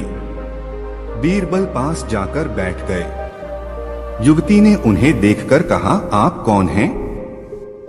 बीरबल ने मुस्कुराकर कहा, मैं एक यात्री हूं, जीवन की समझ खोजते हुए यहां पहुंचा हूं। यदि अनुमति हो तो कुछ समय आपके साथ रहूं। युवती ने सिर झुकाकर कहा, आपका स्वागत है। यहां जो सीखना चाहता है उसका स्वागत है। बीरबल ने बच्चों से बातचीत शुरू की। उन्होंने पूछा, तुम यहाँ क्या सीखते हो? एक बच्चा बोला, हम खेलते हैं और खेलते खेलते सीखते हैं कि साथ रहना जरूरी है। दूसरी बच्ची बोली, हम यहाँ झगड़ा नहीं करते। अगर झगड़ा हो भी जाए तो हम मिलकर उसका हल निकालते हैं। एक और बच्चा बोला, हमें बताया गया है कि गलती करना बुरा नहीं है, गलती से सीखते हैं। बीरबल ने मन ही मन सोचा, यह तो अद्भुत शिक्षा है, यही तो असली जीवन कौशल है। युवती ने समझाया, हम बच्चों को केवल अक्षर नहीं, आत्मा का साहस सिखाते हैं। उन्हें जीवन में संतुलन, सहयोग और आत्मविश्वास देना हमारी प्राथमिकता है। यहाँ कोई पहले से तय पाठ नहीं, बच्चों की जिज्ञासा ही उनका पाठ है। बीरबल ने पास के गांव वालों से भी बातचीत की। उन्होंने पाया कि पाठशाला के कारण गांव में बदलाव आया है। लोग मिलकर काम करते हैं, झगड़े कम हो गए हैं, बच्चों में आत्मनिर्भरता बढ़ी है। महिलाएं समूह बनाकर बच्चों की देखभाल करती हैं। खेती में सहयोग बढ़ा है। लोग कहते हैं, हमने सीखा कि शिक्षा डर से नहीं, प्यार से चलती है। जब बच्चे खुद सोचते हैं तो वे जिम्मेदारी समझते हैं। बीरबल ने गांव के मुखिया से पूछा, क्या कोई समस्या नहीं होती? मुखिया ने कहा, समस्याएं तो आती हैं, पर अब हम बैठकर चर्चा करते हैं, बच्चों से भी समाधान पूछते हैं, उन्हें सुनते हैं। इससे सबका मन हल्का होता है। कुछ दिनों बाद बीरबल दरबार लौटे। उन्होंने पूरे दरबार में विस्तार से अपनी यात्रा का वर्णन किया। उन्होंने कहा, जहां पनाह, शिक्षा केवल पुस्तकों का बोझ नहीं है। जब बच्चों को सोचने की आजादी मिलती है तो वे जीवन की समस्याओं को समझते हैं और स्वयं समाधान खोजते हैं। वहां अनुशासन प्यार और सहयोग से आता है, भय से नहीं। यह शिक्षा मन को मजबूत बनाती है। अकबर ने गहराई से विचार किया। उन्होंने पूछा, क्या यह तरीका पूरे राज्य में लागू हो सकता है? बीरबल ने कहा, क्यों नहीं, जहांपना। यदि बच्चों को खेल, संवाद और सहयोग के माध्यम से शिक्षा दी जाए तो राज्य के नागरिक अधिक आत्मनिर्भर और समझदार बनेंगे। इससे झगड़े कम होंगे और समस्याओं का समाधान मिलकर होगा। मंत्रीगण जो पहले संदेह में थे, अब प्रभावित हो गए। तानसेन ने कहा, संगीत और खेल की तरह शिक्षा भी आनंद से चल सकती है। सेनापति ने कहा, मन की ताकत ही युद्ध में जीत दिलाती है। अकबर ने आदेश दिया कि राज्य में प्रत्येक प्रांत में ऐसी पाठशालाएं स्थापित की जाएं। शिक्षकों को विशेष प्रशिक्षण दिया जाए ताकि वे बच्चों को प्रेम और समझ से शिक्षा दें। खेल, नृत्य, संगीत और संवाद को शिक्षा का हिस्सा बनाया जाए। बच्चों को जिम्मेदारी देकर उनके आत्मविश्वास को बढ़ाया जाए। ग्राम पंचायतों को भी इसमें शामिल किया जाए ताकि हर व्यक्ति इस पहल का हिस्सा बने। इस नीति को लागू करने के लिए विशेष कोष बनाया गया। गांवों में खेल सामग्री, पुस्तकों और प्रशिक्षण शिविरों की व्यवस्था की गई। शिक्षकों को केवल पाठ पढ़ाने नहीं, जीवन की समस्याओं पर संवाद करने के लिए प्रशिक्षित किया गया। हर महीने बच्चों की खुली सभा होती जहां वे अपनी समस्याएं साझा करते और समाधान खोजते। कुछ ही वर्षों में राज्य में शिक्षा का स्वरूप बदल गया। बच्चों में आत्मनिर्भरता आई। वे छोटे छोटे कार्य स्वयं करने लगे। महिलाओं ने समूह बनाकर शिक्षा को बढ़ावा दिया। किसानों ने आपसी सहयोग से सिंचाई व्यवस्था सुधारी। गांव में झगड़े कम हुए। दरबार में भी कामकाज में सहजता आई। कठिन निर्णय से पहले सभी की राय ली जाती। लोग अपने विचार रखने में संकोच नहीं करते। लोग कहते, हमने सीखा कि शिक्षा केवल परीक्षा पास करने का माध्यम नहीं, जीवन को समझने का रास्ता है। जब मन खुलता है तो समस्याएं खुद हल हो जाती हैं। दरबार में जब यह बदलाव दिखने लगा तो अकबर ने बीरबल को बुलाकर कहा, तुमने जो देखा वह केवल एक गांव की कहानी नहीं, पूरे राज्य के भविष्य का मार्ग है। हम इस नीति को राज्य की नींव बनाएंगे। तुम इस कार्य के मुख्य सलाहकार रहोगे। बीरबल ने विनम्रता से कहा, जहां पनाह शिक्षा तभी सार्थक है जब वह जीवन की कठिनाइयों से जूझने का साहस दे। मैं आपके साथ मिलकर इस कार्य को आगे बढ़ाने में अपना योगदान दूंगा। दरबार में सभी ने तालियां बजाईं। नई शिक्षा नीति राज्य का गर्व बन गई। समय के साथ यह नीति पूरे राज्य में फैल गई।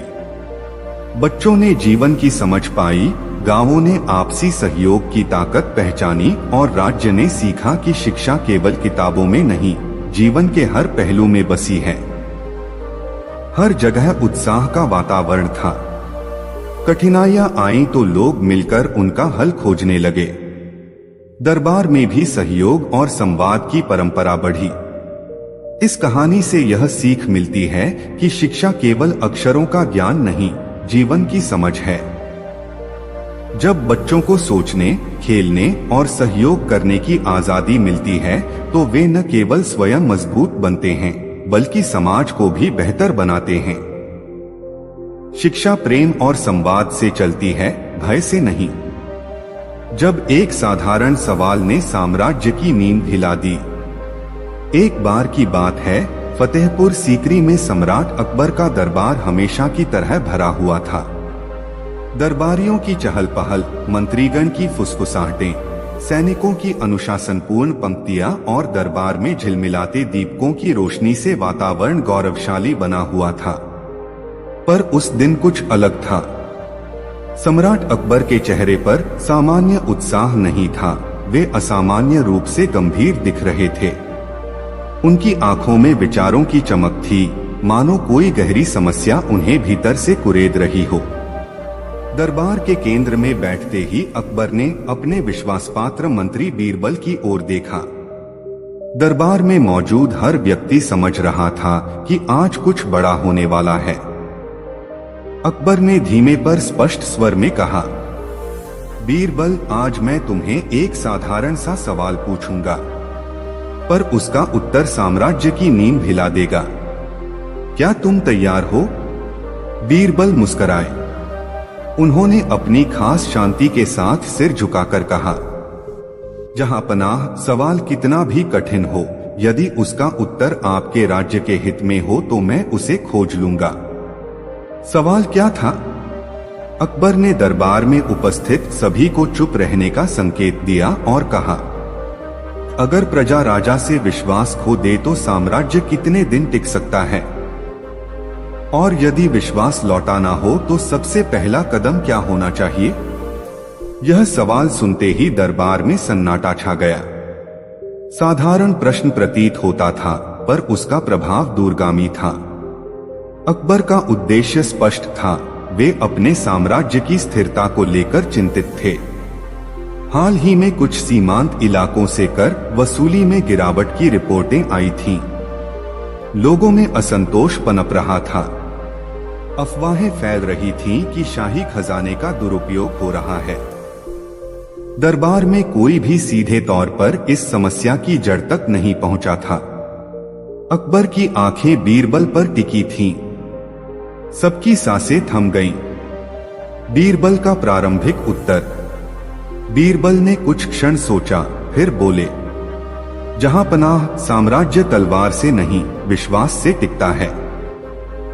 विश्वास टूटे तो सबसे पहले लोगों की आवाज सुननी होगी।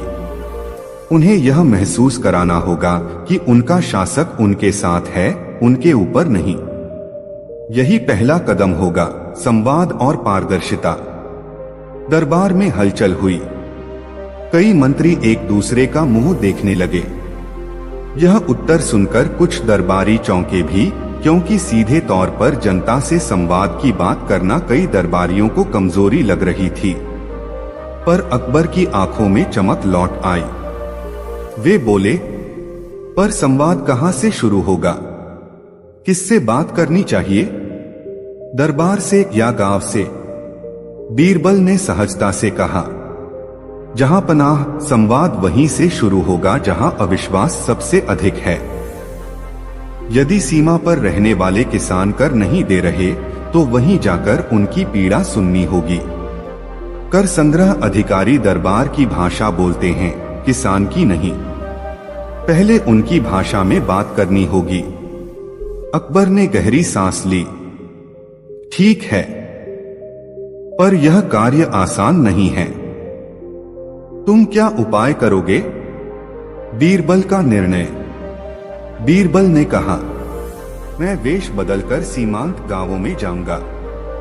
वहां जाकर जनता से बात करूंगा, कर वसूली की समस्या समझूंगा और लौटकर दरबार को बताऊंगा कि अविश्वास की जड़ कहाँ है।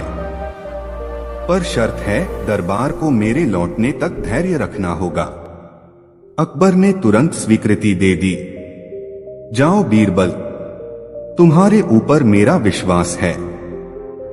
यदि यह समाधान निकला तो साम्राज्य मजबूत होगा। दरबार समाप्त हुआ, पर हर व्यक्ति इस अनूठे मिशन के बारे में चर्चा करने लगा। कुछ ने कहा यह तो पागलपन है, कुछ ने कहा यही उपाय है, पर बीरबल ने किसी की परवाह नहीं की।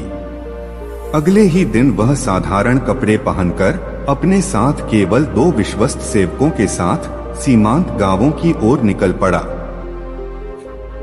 सीमांत की सच्चाई। गांव पहुंचते ही बीरबल ने जाना कि कर न देने के पीछे कई कारण थे। खेतों में फसल अच्छी नहीं थी। कर वसूलने वाले अधिकारी रिश्वत लेकर गरीब किसानों से जबरन कर वसूलते थे। कई परिवारों के पुरुष दूर युद्ध में मारे जा चुके थे। महिलाएं अपने बच्चों को पाल रही थीं, और ऊपर से दरबार तक उनकी आवाज पहुंचती ही नहीं थी। एक गांव में बीरबल ने देखा कि कर अधिकारी एक विधवा से दुगुना कर वसूल रहा था। बीरबल ने गांव वालों के बीच बैठकर उनकी समस्याएं सुनी। धीरे धीरे विश्वास का पुल बनना शुरू हुआ। लोग पहले झिझके, फिर बोले, हम कर देना चाहते हैं पर पेट खाली है। हमारे पास खेत हैं पर सिंचाई नहीं। हमारे बच्चों को इलाज नहीं मिल रहा। बीरबल ने हर समस्या नोट की। उन्होंने ग्राम पंचायत बुलाकर समझाया, यदि तुम एकजुट होकर अपनी पीड़ा बताओगे तो दरबार को मदद करनी ही होगी, लेकिन तुम में से कोई रिश्वत नहीं देगा। मैं लौटकर स्वयं यह सब जहां पनाह तक पहुंचाऊंगा। गांव वालों ने उसकी बातों में भरोसा करना शुरू किया। एक बूढ़े किसान ने कहा, तुम राजा के आदमी लगते हो, पर तुम हमारे साथ बैठते हो, यही भरोसा चाहिए। दरबार में रिपोर्ट। कई सप्ताह बाद बीरबल लौट आया। दरबार में सभी उसकी प्रतीक्षा कर रहे थे। अकबर ने उत्सुकता से पूछा, बीरबल क्या पाया तुमने? बीरबल ने क्रमवार हर बात रखी।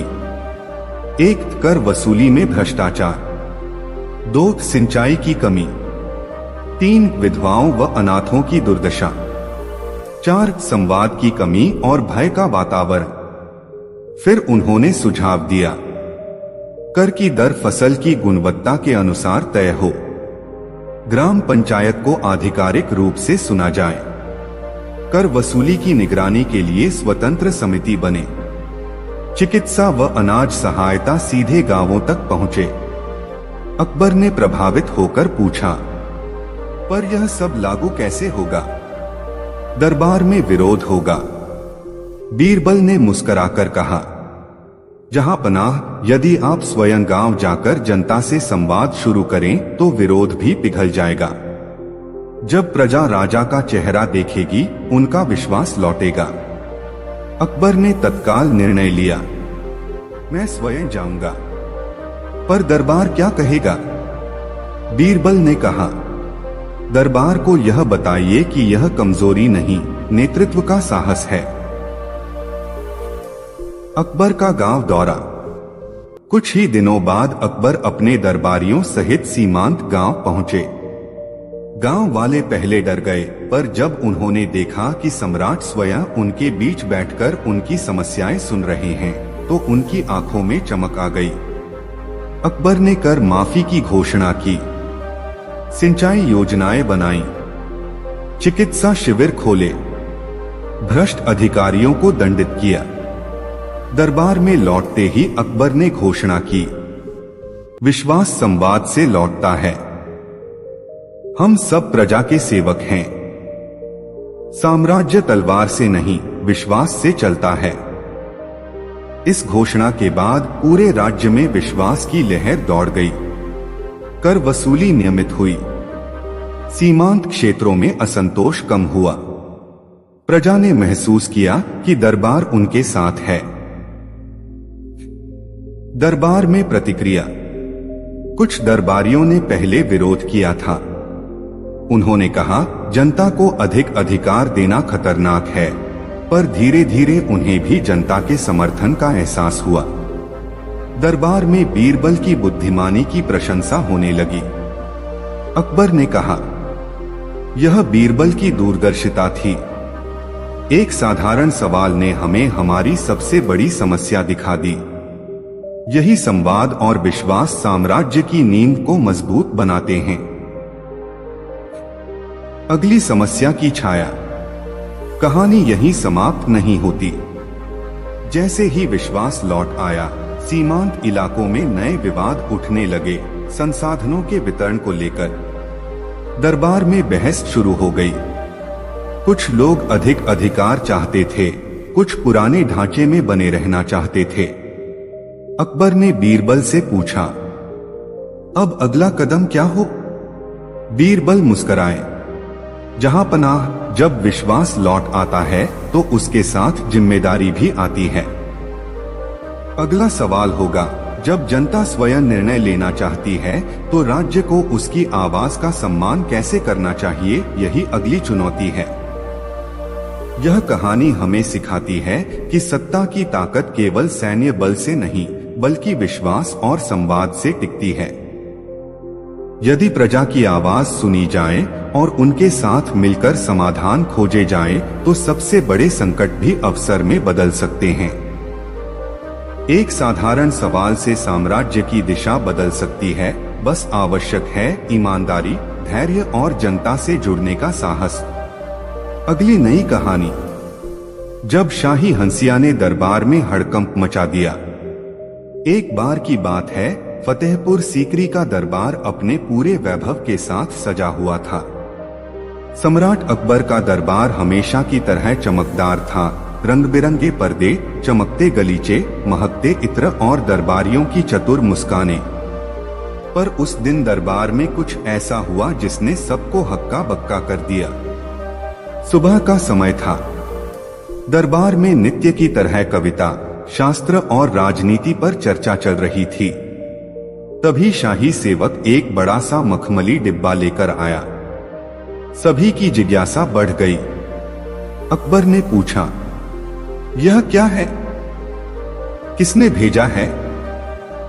सेवक ने झुककर कहा, जहां पनाह, यह दरबार के लिए विशेष उपहार है। सीमांत प्रांत के एक किसान ने भेजा है। अकबर ने इशारा किया और डिब्बा खुलवाया गया। अंदर से एक चमकदार हंसिया निकली, चांदी की धार वाली, सोने की नक्काशी से सजी हुई। उसकी मूठ पर रत्न जड़े थे। पूरे दरबार में सन्नाटा छा गया। अकबर ने हंसिया हाथ में लेकर कहा, यह तो खेत काटने वाला औजार है, और इसे शाही दरबार में क्यों भेजा गया है?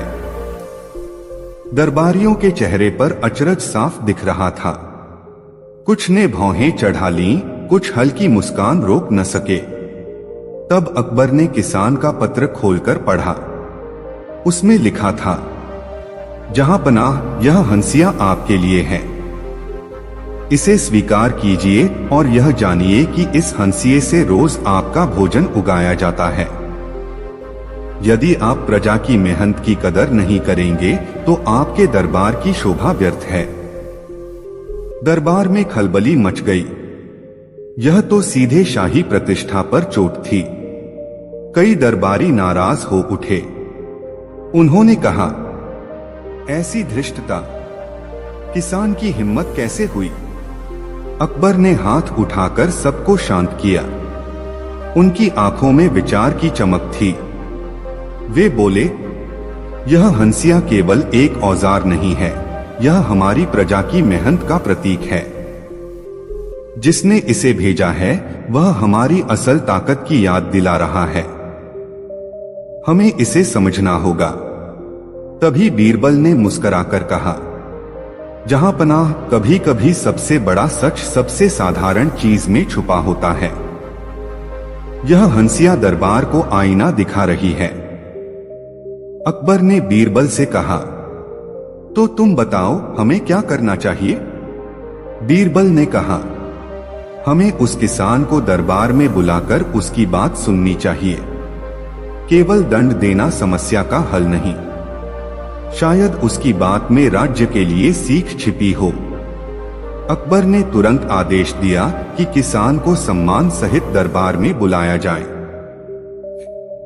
किसान का दरबार में आना। कुछ ही दिनों में वह किसान दरबार में लाया गया। उसका चेहरा धूप में तपकर काला हो गया था, पर उसकी आंखों में ईमान की चमक थी।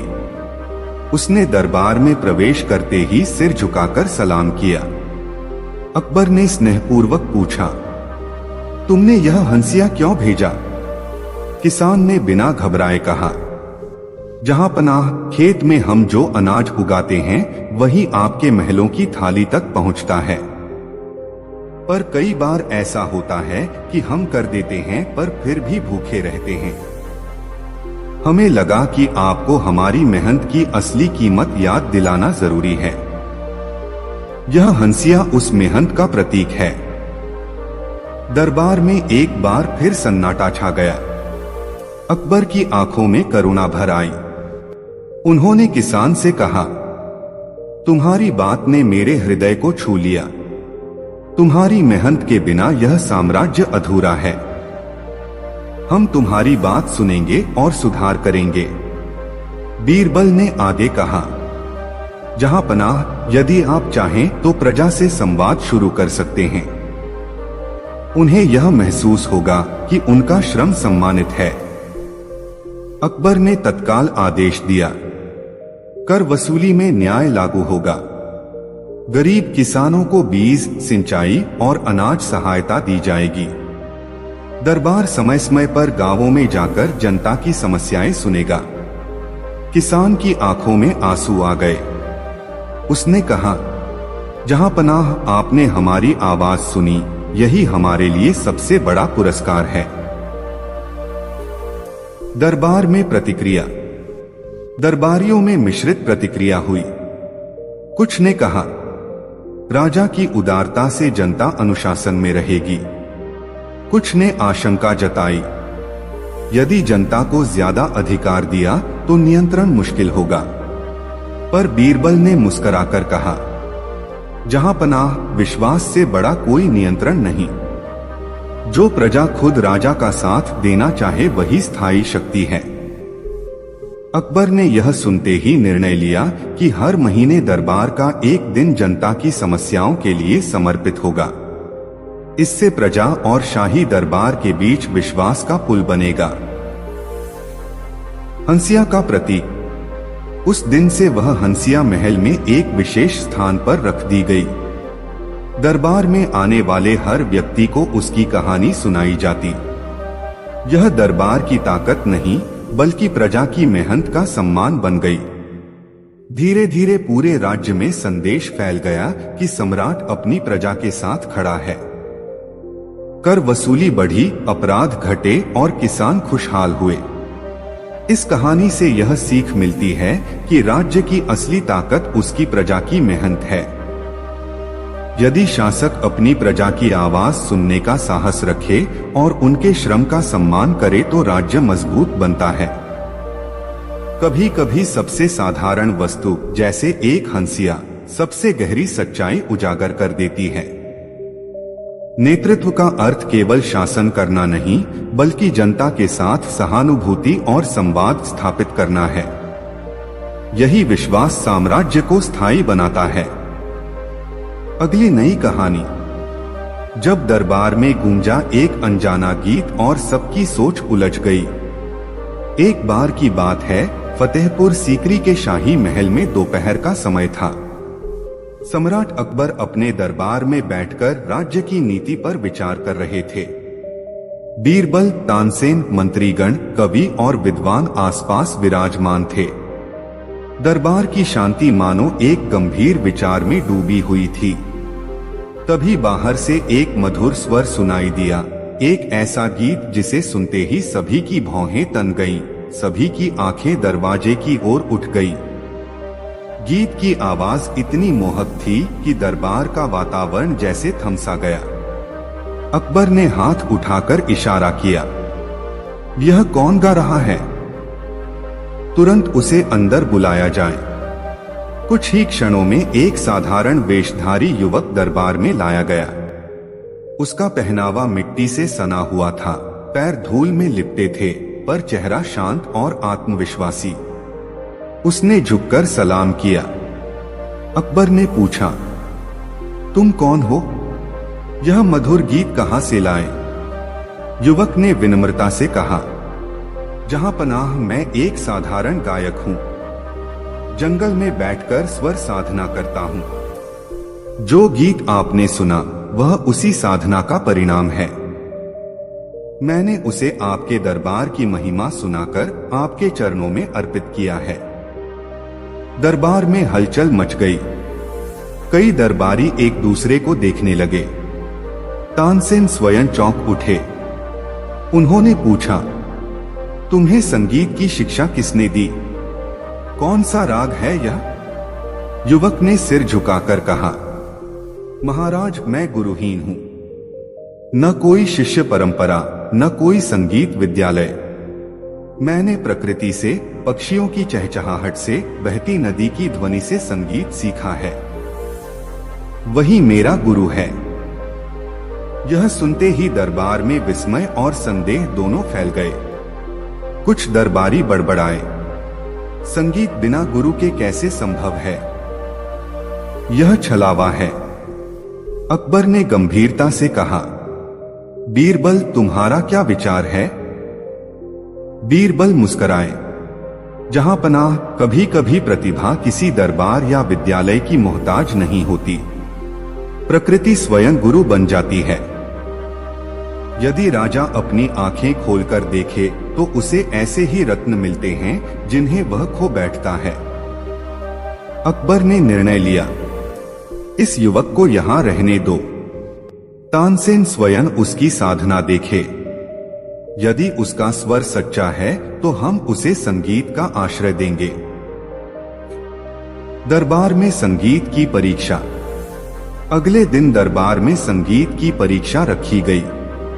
तानसेन ने राग दरबार में प्रस्तुत किया। सभी ने उसकी प्रशंसा की। फिर उस युवक को बुलाया गया। उसने उसी राग का स्वर लिया, पर उसमें एक ऐसी आत्मीयता थी कि दरबारियों की आंखें भर आईं। राग की प्रत्येक तान मानो हृदय को छूती जा रही थी। तानसेन स्वयं अवाक रह गए। उन्होंने सिर झुकाकर कहा, यह तो प्रकृति की गोद से जन्मा संगीत है। इसमें कोई दिखावा नहीं, केवल आत्मा का स्वर है। अकबर ने प्रसन्न होकर कहा, आज से यह युवक हमारे दरबार का संगीत साधक होगा। हम इसकी प्रतिभा का सम्मान करेंगे। युवक ने विनम्रता से कहा, जहां पनाह, मैं केवल गीत सुनाकर लोगों के मन में शांति और प्रेम भरना चाहता हूं। यदि दरबार मुझे मंच देता है तो मैं अपना स्वर प्रजा के कल्याण के लिए समर्पित कर दूंगा। दरबार में बदलाव। युवक की उपस्थिति ने दरबार में एक नई ऊर्जा भर दी। तानसेन भी उससे प्रभावित होकर उसके साथ अभ्यास करने लगे। अन्य दरबारियों ने देखा कि संगीत केवल विधि या परंपरा से नहीं, भाव से भी जन्म लेता है। धीरे धीरे संगीत के माध्यम से दरबार में आपसी तनाव कम हुआ। अकबर ने आदेश दिया कि राज्य भर में संगीत सभाएं आयोजित की जाएं। जहां आम जनता भी अपने गीत और लोक धुनें प्रस्तुत कर सके। इससे दूरदराज के कलाकारों को सम्मान मिला और समाज में सांस्कृतिक एकता बढ़ी। बीरबल की समझ। एक दिन बीरबल ने अकबर से कहा, जहां पनाह जो प्रतिभा छिपी होती है वह अक्सर दरबार की चकाचौंध से दूर रहती है। यदि शासक उसे पहचानकर आगे बढ़ाए तो राज्य का वैभव केवल महलों तक सीमित नहीं रहता, वह जनवरी से जनवरी में फैलता है। अकबर ने सहमति में सिर हिलाया और कहा, संगीत ने हमें यही सिखाया है कि सच्चा सौंदर्य बाहरी दिखावे में नहीं, आत्मा की शुद्धता में है। हमें अपनी प्रजा की छिपी हुई प्रतिभाओं को खोजने का प्रयास करना चाहिए। प्रजा पर असर। कुछ ही महीनों में राज्य के विभिन्न हिस्सों से कलाकार दरबार में आने लगे। लोकगीत, भजन, नृत्य, कथाएं, सबका स्वागत किया जाने लगा। इससे प्रजा का राजा पर विश्वास और बढ़ा। लोग गर्व से कहने लगे, हमारे राजा हमारी कला का मान करते हैं। दरबार की संस्कृति अधिक जीवंत, सजीव और प्रेरक हो गई। इस कहानी से यह सीख मिलती है कि असली प्रतिभा किसी पद, संपत्ति या औपचारिक शिक्षा की मोहताज नहीं होती। यदि नेतृत्व खुले मन से हर आवाज को सुनने और स्वीकार करने को तैयार हो तो समाज में छिपी ऊर्जा उजागर हो जाती है। एक साधारण गायक का गीत पूरे दरबार की सोच बदल सकता है, क्योंकि सच्चा सौंदर्य आत्मा की सच्चाई में छिपा होता है, न कि बाहरी आडंबर में। शासक का दायित्व है कि वह ऐसे रत्नों को पहचानकर उन्हें मंच दे ताकि समाज में एकता, प्रेरणा और विश्वास बढ़े। अगली कहानी। जब एक किसान की मुस्कान ने शाही आदेश बदलवा दिया। एक बार की बात है, फतेहपुर सीकरी में सम्राट अकबर का दरबार हमेशा की तरह सज-धज कर तैयार था। सुबह का सूरज जैसे लाल पीले रंग में महल की दीवारों को चमका रहा था। दरबार में मंत्रियों की फुसफुसाहट, सैनिकों की चौकसी और कलाकारों की तैयारी सब एक नियमित क्रम में चल रही थी। पर उस दिन दरबार में एक ऐसी घटना घटी जिसने सबको सोचने पर मजबूर कर दिया। उस दिन सीमा प्रांत से कई किसानों को कर संबंधी शिकायत लेकर दरबार में बुलाया गया था।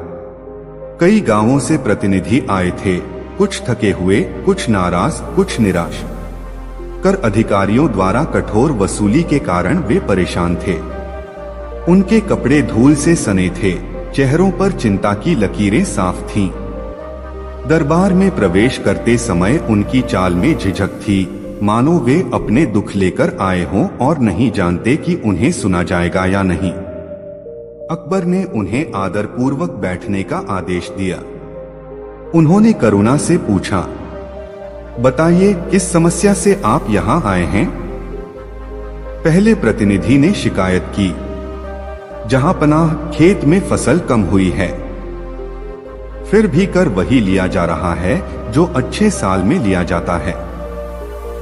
हम कर नहीं दे पा रहे, हमारे बच्चे भूखे हैं।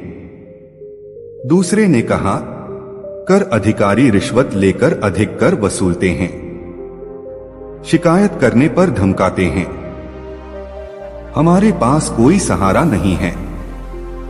तीसरे ने कहा, हम आपकी प्रजा हैं, पर लगता है कोई हमारी बात सुनता नहीं। कर देना चाहते हैं, पर कैसे दें? दरबार में सन्नाटा छा गया।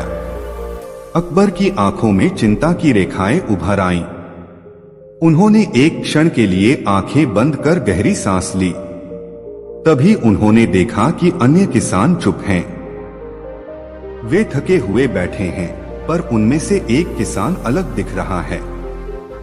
वह किसान सबसे पीछे बैठा था।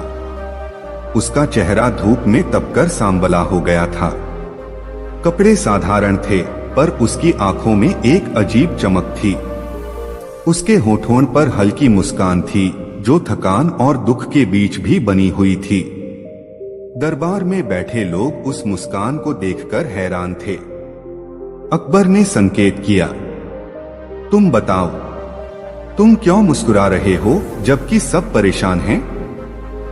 किसान ने झुककर सलाम किया और सहज स्वर में कहा, जहां पनाह, खेत में कठिनाई है, कर अधिक है, पर फिर भी सूरज उगता है, धरती अन्न देती है। मेरे पास बहुत कुछ नहीं है, पर जो है उसमें भी मैं खुश रह सकता हूँ। मुस्कुराना मेरी आदत है, इससे मेरे बच्चों का मन मजबूत होता है। हम काम करते हैं इसलिए जीते हैं। दुख रहेगा पर मुस्कान साथ रहे तो दुख हल्का हो जाता है। यह सुनते ही दरबार में एक हलचल सी हुई। कुछ दरबारियों ने सोचा यह तो मूर्खता है, कुछ ने सोचा यह तो अद्भुत है। बीरबल ने ध्यान से किसान को देखा और मुस्कुराकर सिर हिलाया।